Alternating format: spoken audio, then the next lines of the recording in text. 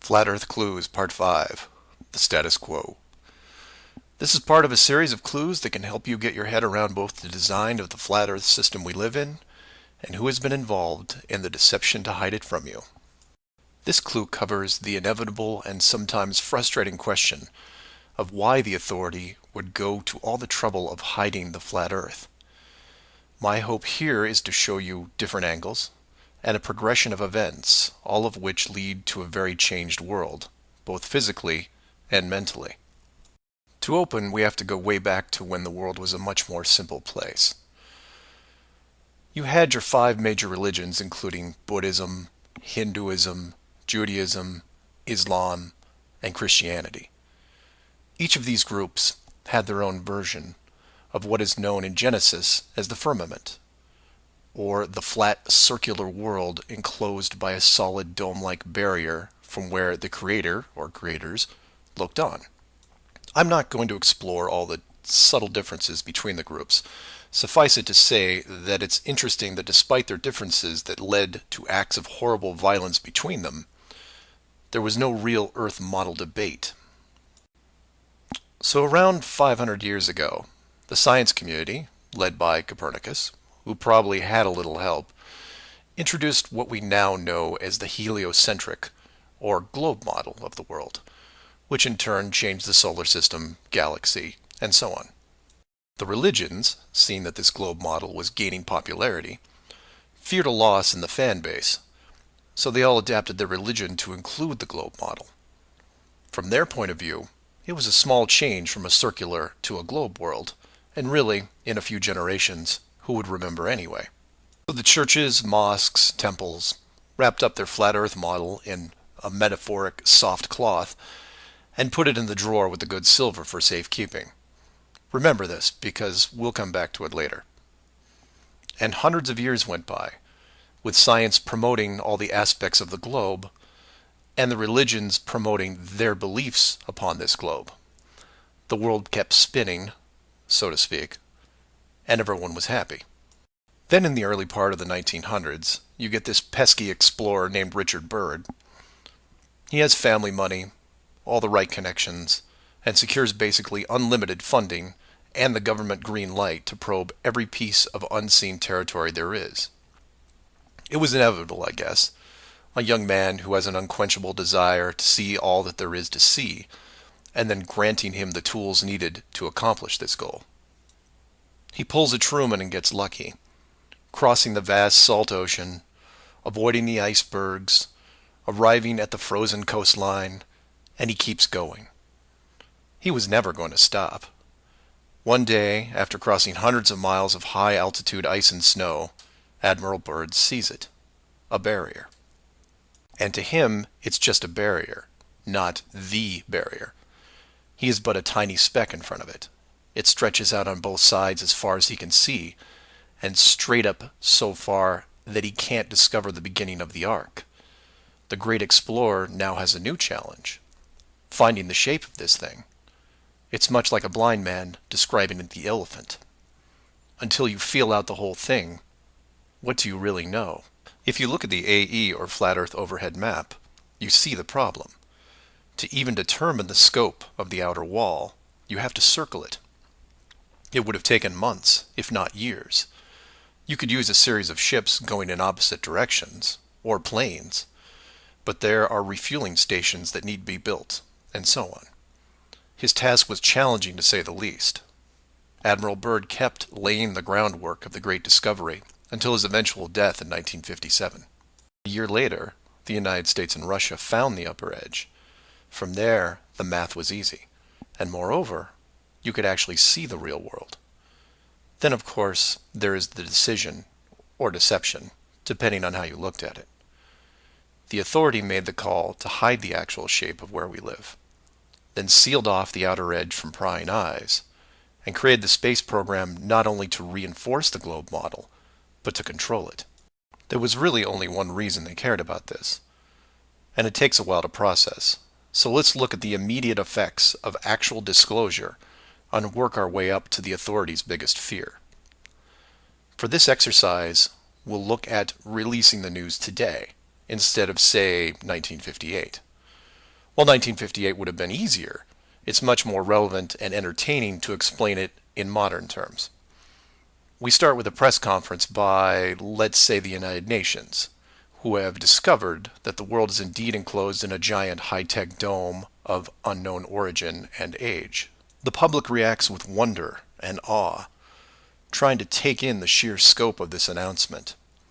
Facebook crashes, Twitter crashes, entire mobile networks crash. It's like hitting a beehive with a sledgehammer. News organizations around the world send teams to the outer edge to confirm the finding, and the general public is glued to their media devices.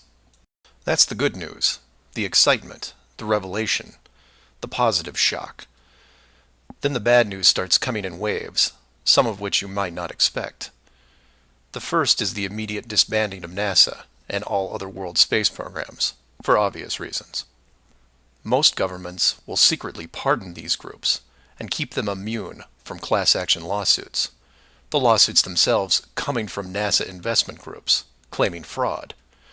Regardless, everyone at NASA, despite their good intentions, is out of a job overnight.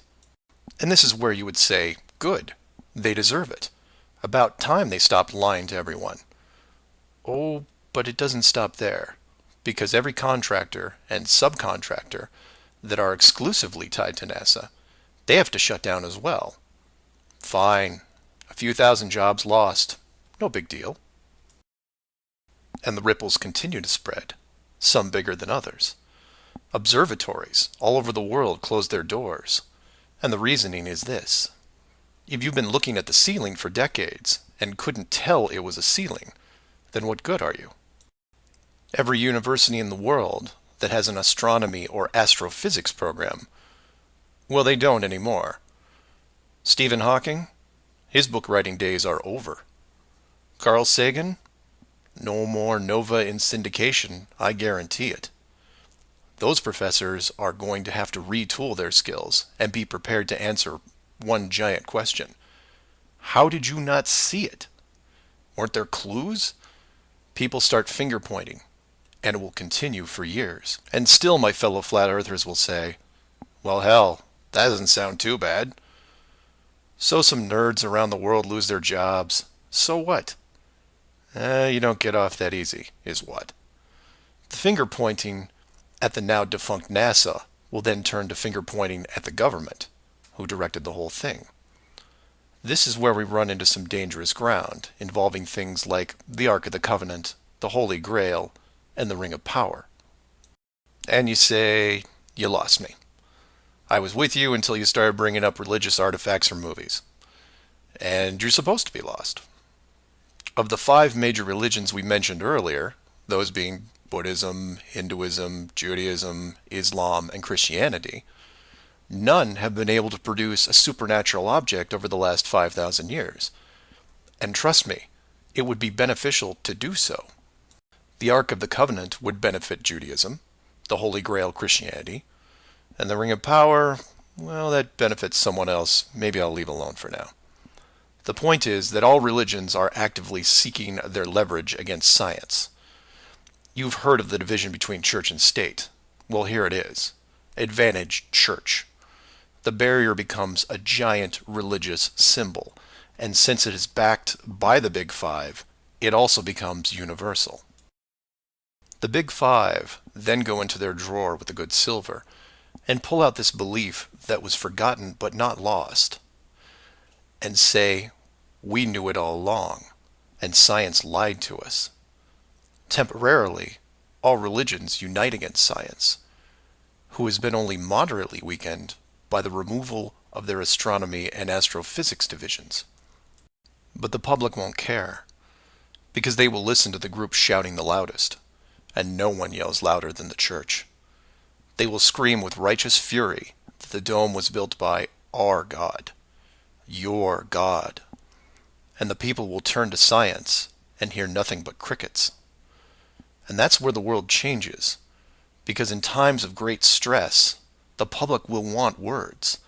And while religion has no shortage of them, science simply is incapable of taking leaps of faith.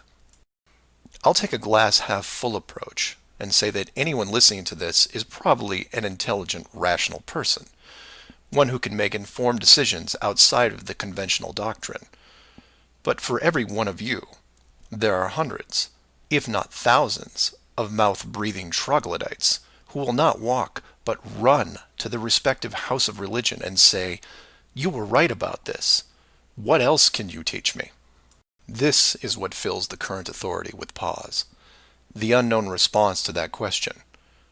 Will religion take the high road and work with what remains of science to discover the truth? It's possible, I suppose. It's also possible that religion will combine this technologically advanced society with a revitalized and aggressive doctrine that then transforms daily life into something that makes the book 1984 seem like a Saturday morning cartoon show. I'm hoping that mankind will prove me wrong, but so far, that isn't the case. So do some of your own research and ask questions. Please feel free to email me at msargent23@comcast.net or 303-494-6631.